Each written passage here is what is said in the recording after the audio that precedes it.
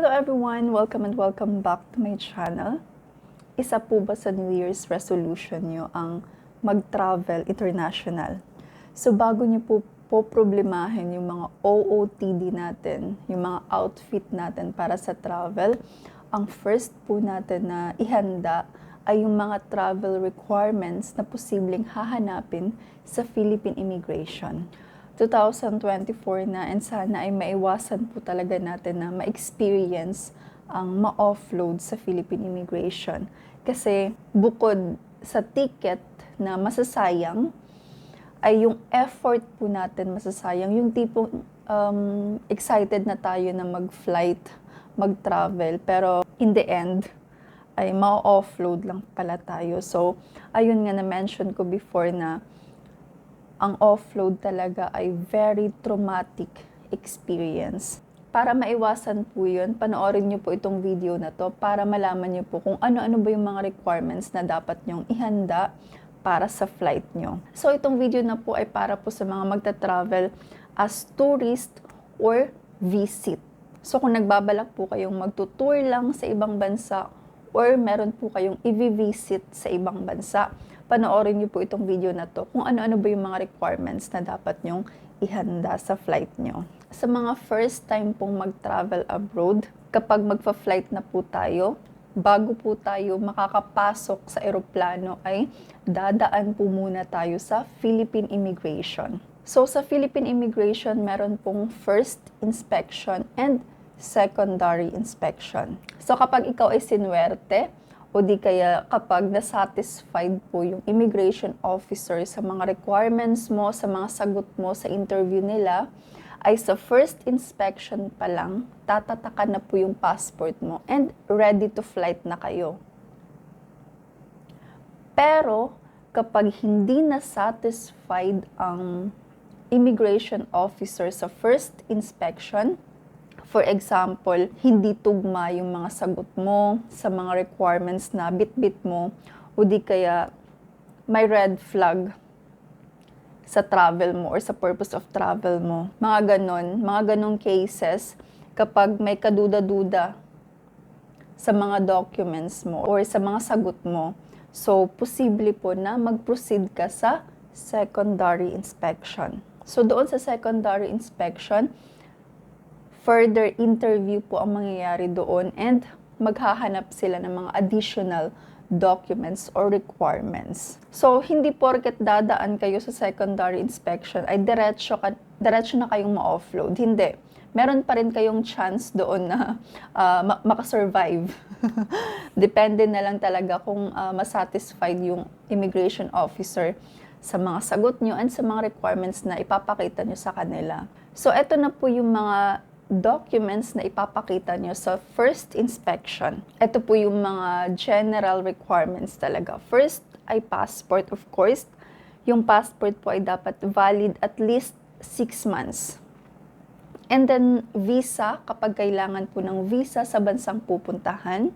Next po ay boarding pass. Yung boarding pass ay makukuha po natin upon checking in sa airlines po natin. And then confirmed return or round-trip ticket. So kapag tourist and visit po tayo, kailangan meron po tayong confirmed return ticket dahil short term lang po yun siya. Pero kapag long term na po yung visa na hawak natin or meron na tayong mga permanent residency sa ibang bansa, hindi na po natin kailangan ng return ticket. So for example, ay magta-travel po tayo as self-funded yung travel natin, wala tayong sponsor. So, ito po yung additional documents na ihanda natin.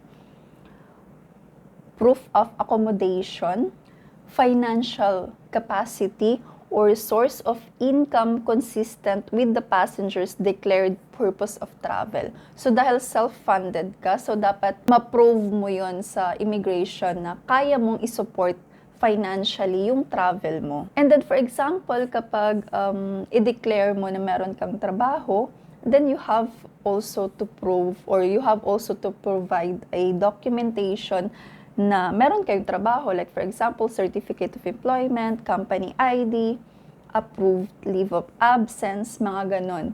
Salary slips, pwede rin.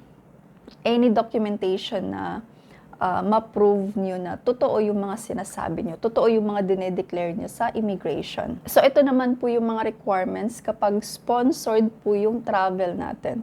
Sponsored meaning meron po tayong sponsor.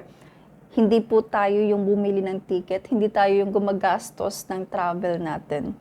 And kapag, for example, unemployed po tayo sa Pilipinas, wala tayong work, wala tayong source of income, ito po yung mga documents na dapat nating i-prepare. So for example, ang sponsor natin ay relatives natin, family relative.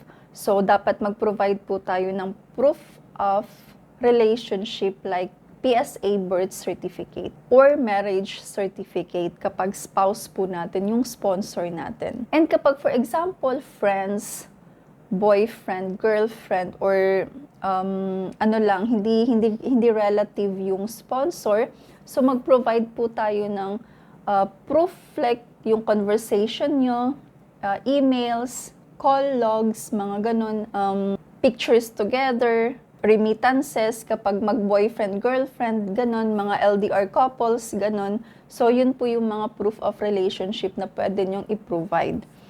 And then next po ay copies of the following documents of sponsor. Ito po yung mga documents na dapat ay galing po sa sponsor.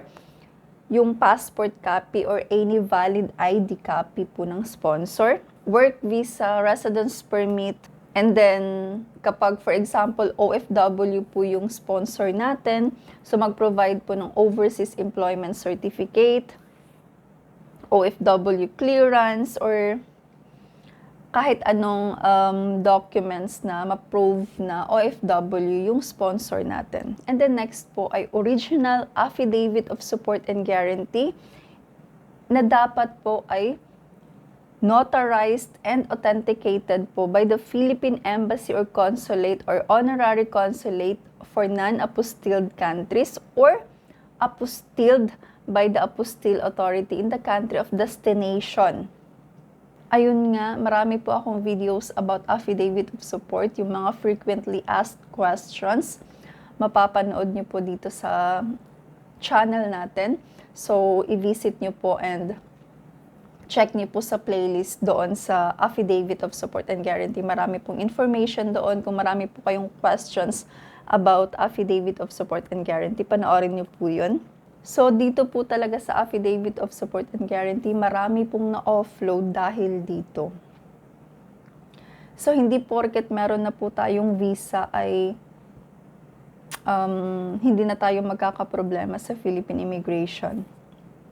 Once na sponsored po yung travel natin, kapag sponsored yung travel natin, posible po talaga na hahanapan tayo ng affidavit of support and guarantee.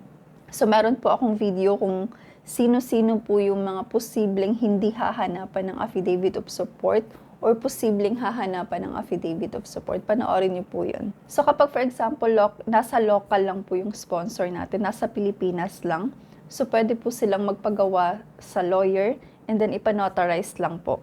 Pero kapag nasa ibang bansa po yung sponsor natin, kailangan pong ipa-authenticate sa Philippine Embassy or Philippine Consulate doon po sa bansa kung saan po yung sponsor natin. And then again, original po ang nakalagay dito, meaning original copy po talaga ang kailangan ng Philippine Immigration. So sa experience ko, yung original copy po talaga yung kinuha nila. So hindi ko talaga sure, hindi ko alam kung tatanggapin ba yung mga scanned copy or yung mga nasa email lang or photocopy. Kasi nga, ang nakalagay dito ay original affidavit of support and guarantee. So, yun po yung mga requirements na dapat nyo i-prepare. Depende po sa case nyo, if self-funded ba yung travel nyo or sponsored ba yung travel nyo. So, again, mas maganda po talaga na over-prepared po tayo para kapag nasa Philippine Immigration po ay medyo meron tayong confident. 'Di ba? Hindi tayo masyadong kakabahan dahil kumpleto yung mga requirements natin. And syempre, dapat be honest po talaga kasi malalaman po ng Philippine Immigration kapag hindi kayo nagsasabi ng totoo. And dapat ay legal po yung mga dokumento na bit-bit nyo, hindi fake. Kasi malalaman at malalaman din po yun ng Philippine Immigration. Sana po ay magiging successful po yung mga travel nyo this year, 2024. And kung meron po kayong mga questions or clarifications, i-comment nyo lang po. Thank you po for watching. Bye-bye!